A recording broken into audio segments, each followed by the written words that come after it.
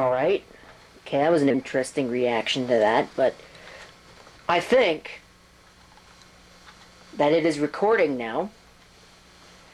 The low light sensitivity is not exactly the greatest, and it's got a very narrow field of view.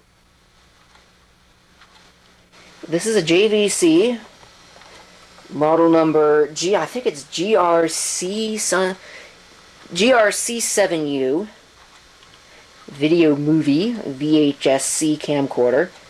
I'm learning as I go along, folks. Here's the power zoom. Sounds like it's recording. I don't see any reason why it wouldn't be. Probably paid too much for it, but it's here nonetheless. There we go. Here's some focus. I'm doing it manually. Probably should put it into manual focus mode. That seems to be working. And I believe this is very similar, if not identical, to the model that they used in Back to the Future. I'd have to go look that up, but here it is. And the low light sensitivity isn't too bad. I mean, it could be worse. I don't have a video light or anything to hook up to it, but everything looks alright. So I can't think of very much else to say. Here's a test of the fader. See if it does what I think it does.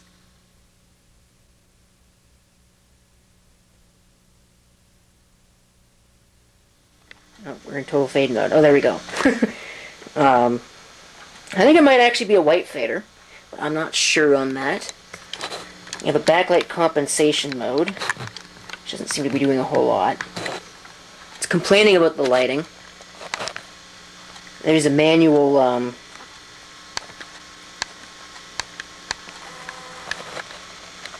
that's a manual, crap, exposure control. Put it back into full auto mode.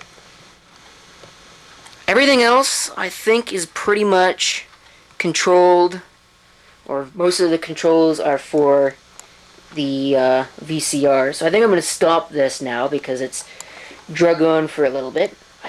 Like I said, I think it's recording. I hope it is. I hope it's working because it's a really nice unit. And I'm going to show you what it looks like. And this is the third time I'm trying to record this, because both of the other two times it just really did not come out the way that it should have. I didn't like it. So here's the carrying case. If we take a closer look here, we can see it's not in the best of condition. I mean, it could be worse. It could be a whole lot worse, but it could be a whole lot better as well. It's also fairly reflective. You can see not just the camcorder, but also the moron operating the camcorder. This is certainly neat. As is this. I'm not really sure what this means. Atlas Van Lines appears to be a moving company. However, the way this sticker is set up almost makes me wonder if maybe this thing did not end up at an auction at some point. Like maybe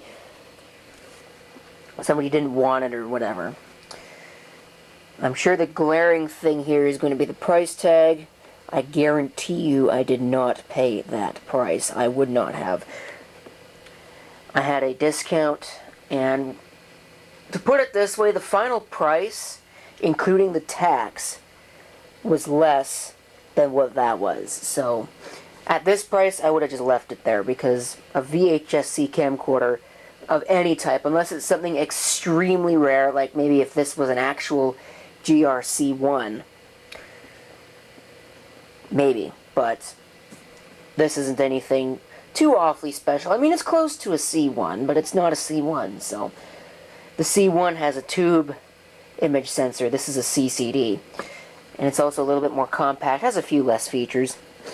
I'm also going to say right off the bat that this thing smells of cigarette smoke, and when you get close to it, you can really tell. It's fairly obvious. However, when you're this far away from it, you can't really tell. And for the most part, in normal operation, you wouldn't be able to tell. Really, the only way you can tell is when you stick your nose right into it. And personally, I think that sticking your nose into a camcorder case is kind of weird. So, even though I have done it. And of course, the camcorder also smells of it, and that's really the big issue that this thing has. There's a secret compartment in here. We can go ahead and open that. You can take a look at what's inside. You get 2 batteries. This is a, give me that, 1000 milliamp hour battery pack. And this one here is an 1800. Unfortunately, both batteries are so dead that the charger doesn't even recognize them when I plug them in. So, underneath here, I have the power cord as well as the AV cable, which actually came from my JVC GR-60, which I do still have, even though it succumbed to bad capacitors a long time ago. You can go ahead and open this, which might actually take a little bit of doing with one hand. Should be able to do it with one hand, though. Take a look. This is the power supply. See, it's got a hardware power switch on the side. There's no date on any of this stuff, but I would presume that something like this would be from 1984, 85. I do know that the JVC GR-C1 is from 1984. I think it was 84. It might have been 85, but I think it was 84. So we'll go ahead and we'll take the camcorder out and have a look at it.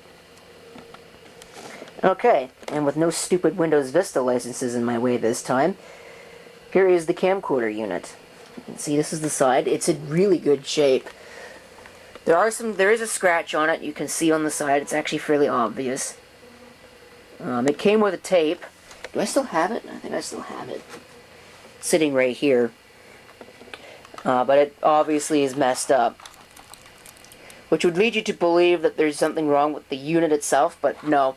Actually, what I believe, my theory, is that this tape, because it's so old, it doesn't have a brake on this drum. So this drum is allowed to freewheel and do whatever it pleases.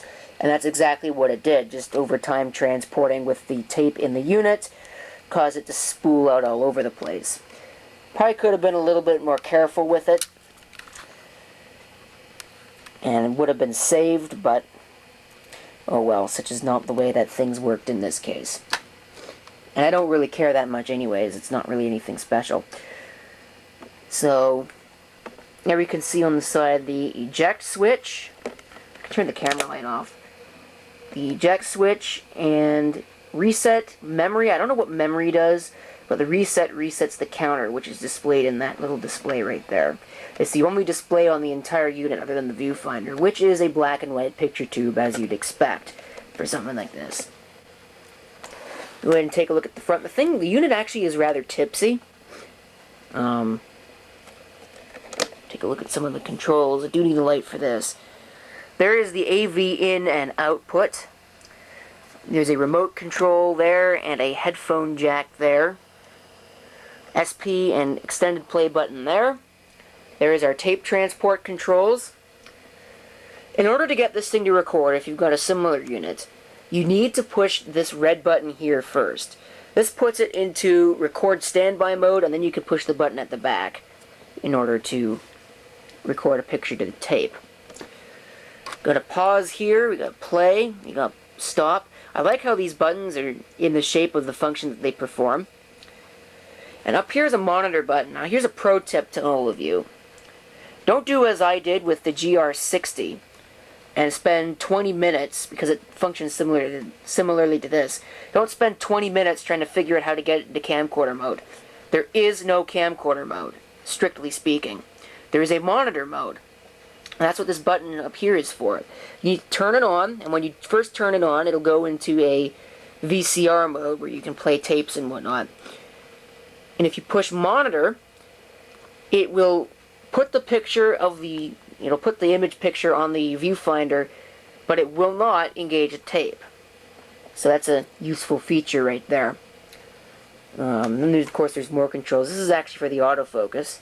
I don't know if it's this one or that one. I think it's this. This is the send and that's the receive for the autofocus. This is a little bit, it's kind of falling apart, but it's not like, it's not terrible. I mean, it's not flaking away in my hand or anything, so it's not that bad. On this side, we got some more controls. Full auto. That is an manual exposure control, manual focus control, backlight compensation, fader, which is a white fader. I verified it. This is the focus ring here, which you can manually move like that. And obviously here is the zoom. Sorry about that. That wasn't even in the picture. There's the focus. There's the zoom. There's a quick review button here. Wide angle telephoto. There's a tracking control here. And this goes to the viewfinder, which I actually just realized now has a diopter adjustment on it. You may have seen in my in the first part of the video, I was having trouble getting things to focus.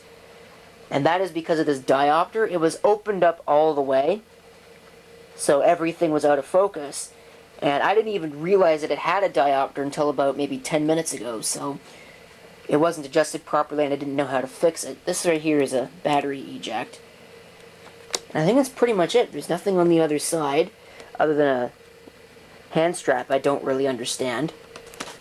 It just seems kind of weird that it wraps around the entire unit. I don't know if it's supposed to do that or if there's something wrong with it. There's the DC input. There's the record button. And I think that's pretty much it. If you wanted to see the serial number on the bottom, there you go. It's a little too reflective for this. There we go. So if anybody knows when this unit was made, if you can decode that serial number, please do let me know. But until then, this is CP666 signing off, and I hope to see you on the next video. Alright.